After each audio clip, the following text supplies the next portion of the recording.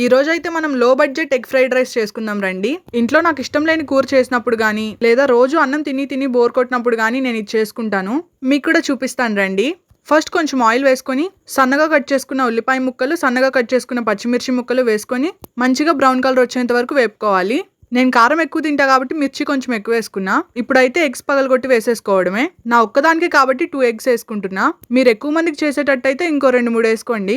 అన్నట్టు వేసుకున్న వెంటనే దీన్ని కదపకూడదు. ఆమ్లెట్ లాగా కొంచెం సేపు వదిలేయాలి. కొంచెం సేపటి తర్వాత ఇలా తిప్పుకోవాలి. కొంచెం ముక్కలు ముక్కలుగా వస్తాయన్నమాట. ఇలానే ఆయిల్లో కొంచెం సేపు వేపుకోవాలి. ఆయిల్ కొంచెం ఎక్కువ వేసుకోండి, లేదంటే నీచు వాసన వస్తుంది. ఇప్పుడైతే ఇందులో కొంచెం పసుపు, అలానే సరిపడా కారం కూడా వేసేసుకుంటున్నా. ఇప్పుడు దీన్ని మంచిగా మిక్స్ చేసేద్దాము. ఇంకా నా ఛానల్ని సబ్స్క్రైబ్ చేయకపోతే చేసేయండి. ఇప్పుడైతే మిగిలిపోయిన చద్దన్నం ఇందులో వేసేసుకుందాము. చద్దన్నం కాదులేండి, వేడన్నమే. ఇప్పుడు ఇందులో సరిపడా సాల్ట్ కూడా వేసేసుకొని మంచిగా మిక్స్ చేసేసుకుందాం.